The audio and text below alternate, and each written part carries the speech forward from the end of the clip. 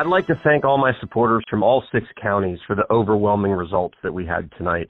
It's going to be an honor to represent you, and I can't wait to get started. Last night, we learned which Republican will move on to the general election to replace Mike Waltz in Congressional District 6. Since Congressman Waltz has gone on to become the U.S. National Security Advisor, the race is on to fill the empty seat. The winner in the Republican primary is Randy Fine. He picked up about 75% of Republican ballots cast. I think we connected with the voters, and I think we told them that President Trump supported me.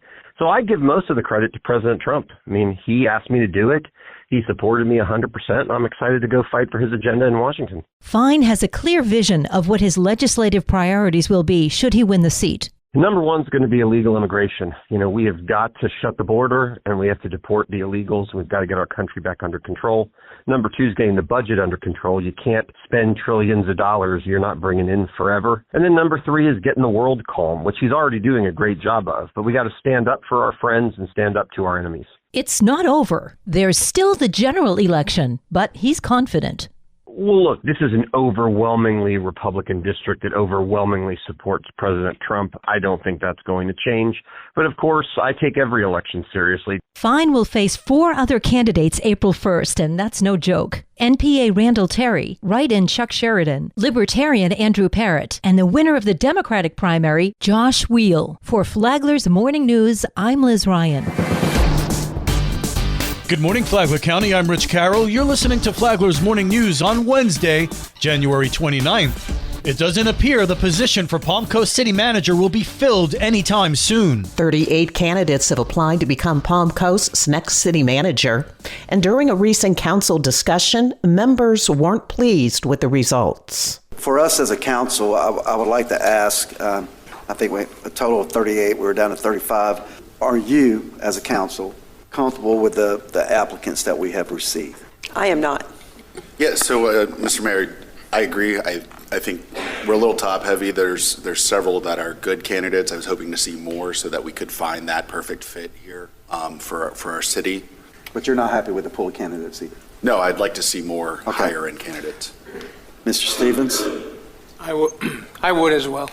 So you're not comfortable with the pool of candidates. What about you, Councilman Gambaro? I think there's a few that are worth taking a look at, but we can't afford to get this decision wrong, and there's absolutely no reason to rush to failure.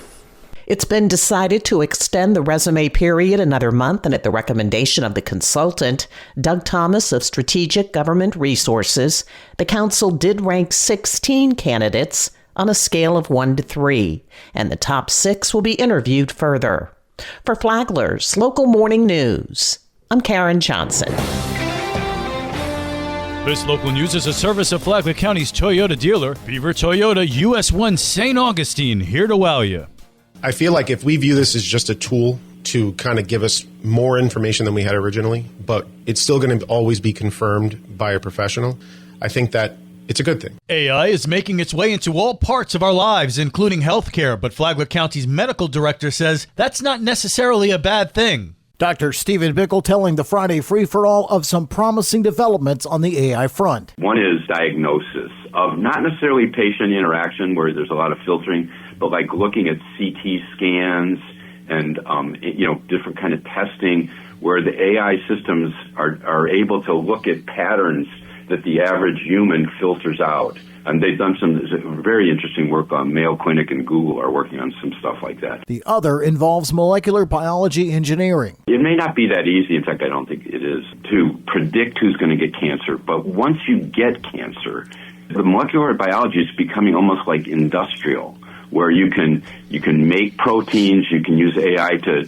figure out shapes of proteins, and then come up with a targeted treatment for a particular cancer, identifying a genetic mutation. I think that's going to become just almost like a routine, practice in, maybe 3 to 5 years. But because this stuff used to take like a year of like fiddling around in a lab, and now it'll be almost like an industrial assembly line sort of ability to carve these things out. So I think those are going to be extremely promising.